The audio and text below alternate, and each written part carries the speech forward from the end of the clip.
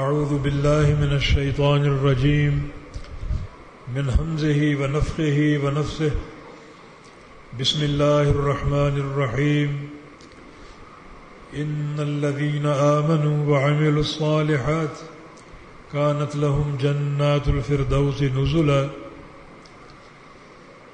خالدين فيها لا يبغون عنها حولا قل لو كان البحر مدادا لكلمات ربي لنفد البحر قبل أن تنفد كلمات ربي ولو جئنا بمثله مددا قل إنما أنا بشر مثلكم يوحى إلي أنما إلهكم إله واحد فمن كان يرجو لقاء ربه فليعمل عملا صالحا ولا يشرك بعبادة ربه أحدا.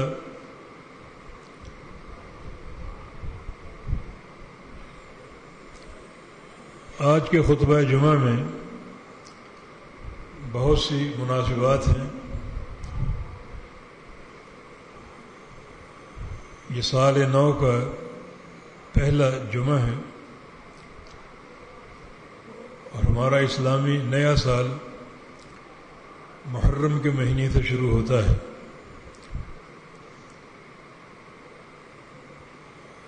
یہ ہجری تقویم ہے جو امیر المومنین عمر بن خطاب رضی اللہ تعالی عنہ کے دور سے شروع ہوئی. انہوں نے اسلامی کیلنڈر سفر ہجرت کی مناسبت سے وضع فرمایا، کیونکہ ہجرت کا سفر اسلامی تاریخ میں ایک سنگ میل کی حیثیت رکھتا ہے، جہاں دو قوموں کا باہمی ملاپ ہوا. مکہ کے مسلمان ہجرت کر کے اپنا وطن اور اپنی تجارتیں مکہ میں چھوڑ کر، بلکہ بعض مسلمان جو ہیں انہوں نے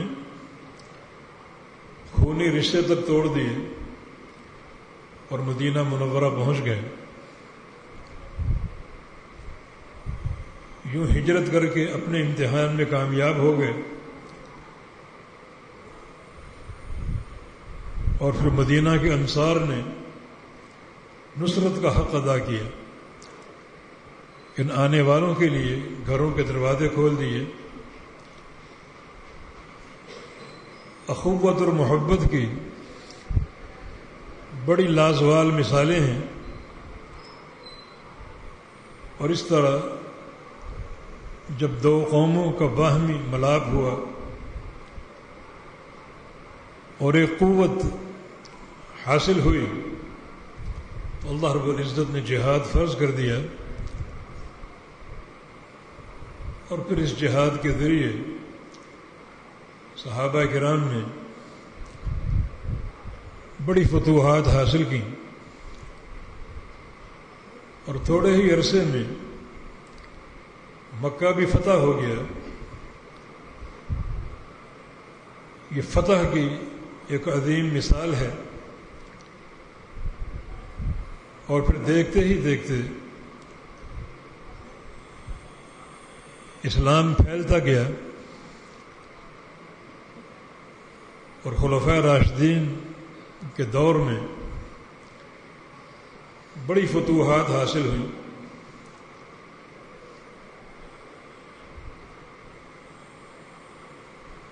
صرف ایک امیر عمر بن خطاب رضی اللہ عنہ نے تقریباً آدھی دنیا فتح کر لی.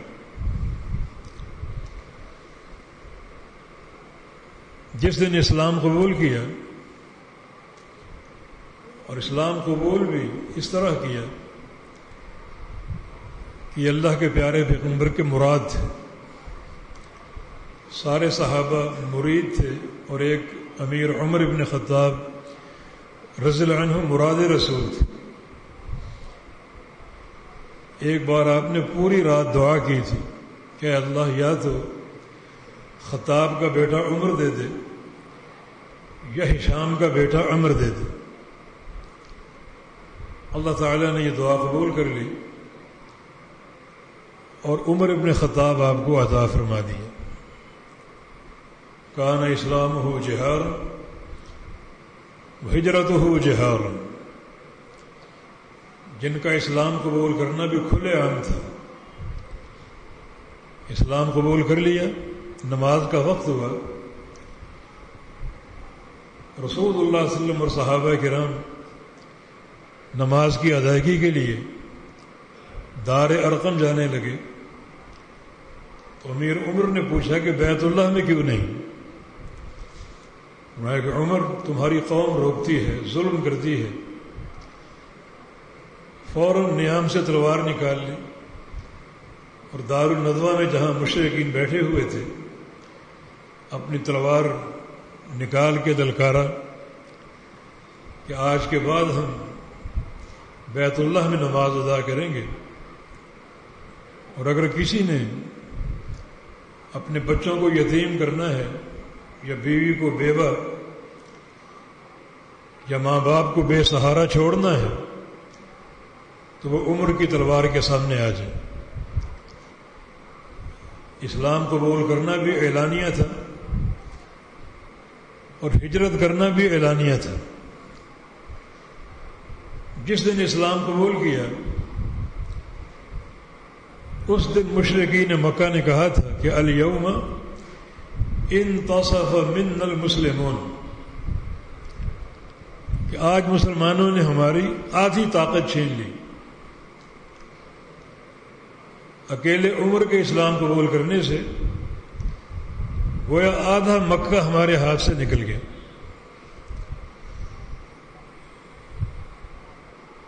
تقریباً 22 لاکھ مربع میل کا علاقہ فتح کیا،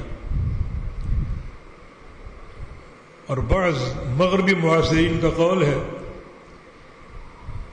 ایک عمر اور پیدا ہو جاتا تو پوری دنیا پر اسلام کا جھنڈا لہراتا۔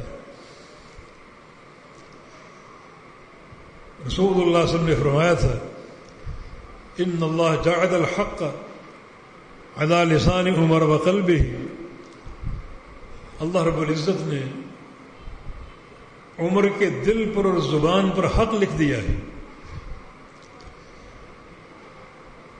ما سلک عمر فجا الا وسلک الشیطان فجا غیر فج عمر، جس گلی سے عمر گزرتا ہے شیطان وہاں سے بھاگ جاتا ہے۔ ایک بار نماز فجر کے بعد رسول اللہ صلی اللہ علیہ وسلم نے اپنا خواب بیان کیا کہ مجھے دودھ کا پیالہ دیا گیا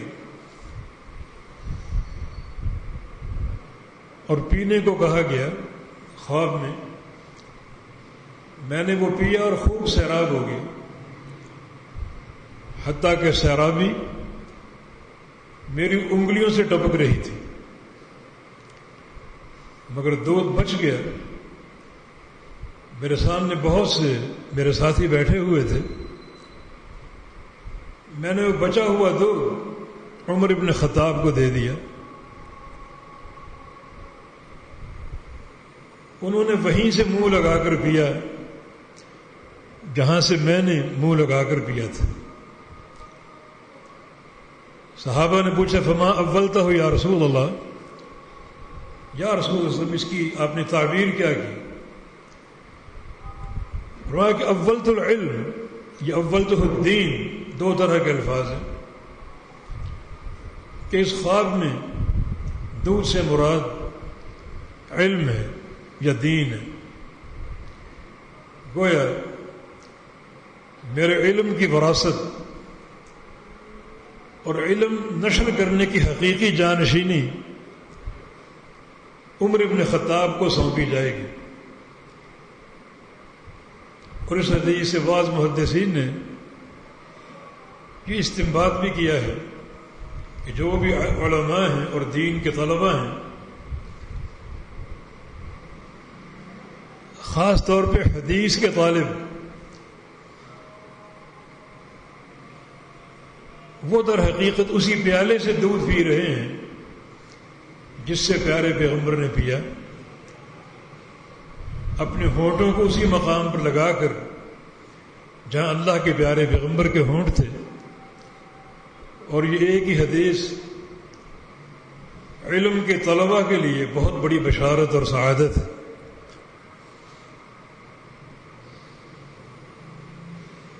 یہ امیر المومنین عمر بن خطاب رضی اللہ عنہ کے مختصر مناقب اور فضائل، دنیا کے سب سے بڑے فاتح، سب سے بڑے کمانڈر،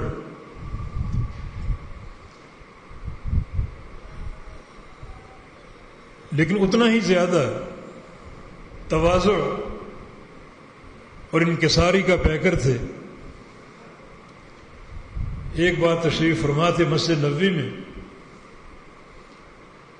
بہت سے لوگ سامنے بیٹھے ہوئے تھے، اچانک ممبر پر آ کر بیٹھ گئے اور کہا کہ لوگوں، میں اس عورت کا بیٹا ہوں جو دن بھر ایک قبیلے کی بکریاں چرایا کرتی تھی اور شام کو اسے مٹھی پر دانے اجرت کے طور پر ملا کرتے تھے۔ یہ جملہ کہہ کر نیچے اتر آئے۔ لوگوں نے کہا کہ امیر المومنین کیا بات ہے، یہ جملہ آپ نے کیوں کہا؟ فرمایا کہ شیطان مجھ پر وار کر رہا تھا کہ عمر تم ایسے، عمر تم ویسے، عمر تم نے تو کسرا اور قیصر کی کمر توڑ دی، تم بہت بڑے فاتح ہو، بہت بڑے کمانڈر۔ یہ شیطان مجھے تکبر کے جال میں پھنسانے کی کوشش کر رہا تھا، تو میں نے ممبر پر بیٹھ کر سب کے سامنے اپنے آپ کو اپنی اوقات یاد دلا دی۔ یہ ان کا تواضع، ایک طرف ان کی قوت اور شدت، رسول اللہ صلی اللہ علیہ وسلم کی حدیث ہے کہ اشدہم لدین اللہ عمر، اللہ کے دین کے معاملے میں سب سے سخت عمر ابن خطاب ہے۔ تو اس محرم میں کے آغاز سے یقیناً ان کی یادیں تازہ ہوتی ہیں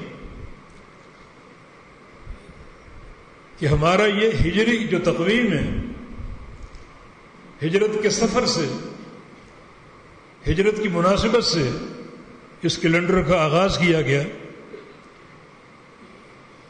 یہ سیدنا عمر کی سوچ اور ان کی منہجی فکر ہے، کیونکہ سفر ہجرت در حقیقت ایک سنگ میل ثابت ہوا جب دو جماعتوں کا ملاپ ہوا، مہاجرین کی ہجرت اور انصار کی نصرت،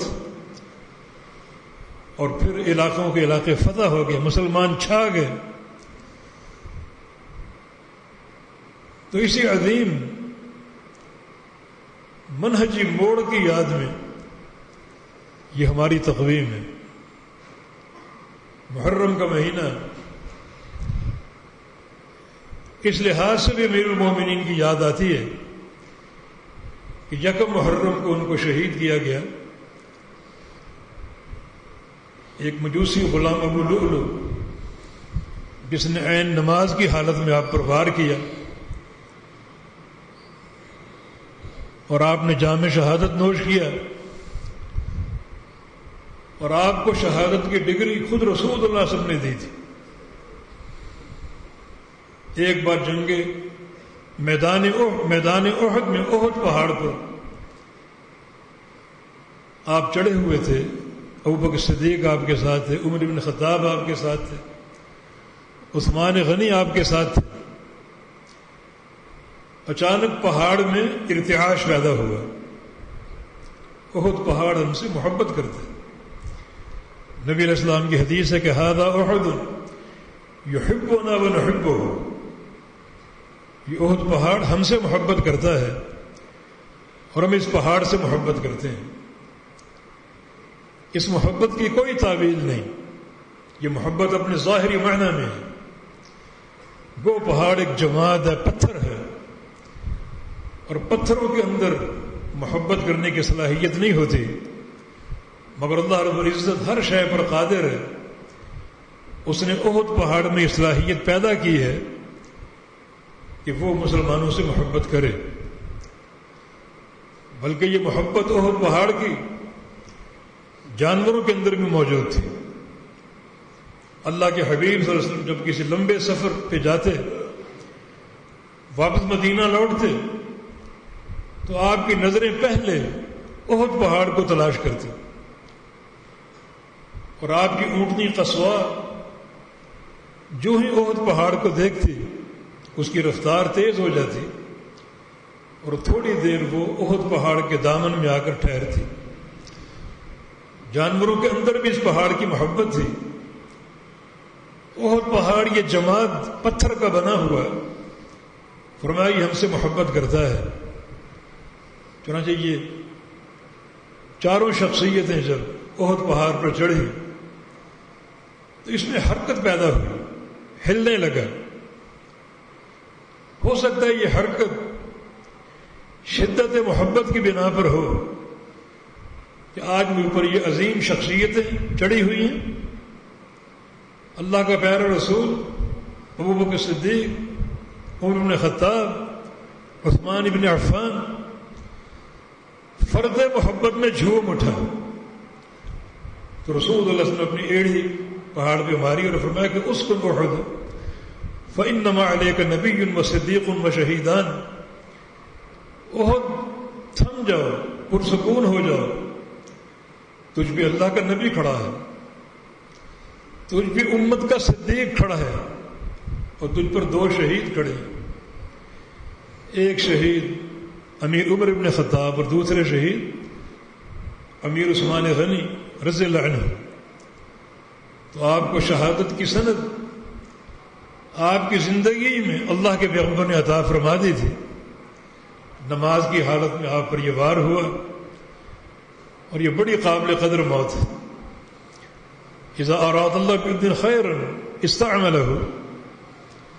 اللہ تعالیٰ جب کسی بندے کے ساتھ بہت زیادہ بھلائی کا فیصلہ فرما لیتا ہے تو اس کو کام پہ لگا دیتا ہے. صحابہ نے پوچھا کیا معنی اس کا؟ فرمایا کہ یوفقہ لعمل صالح ثم یقبضہ علیہ، کہ اللہ تعالیٰ اسے نیک اعمال کی توفیق دیتا ہے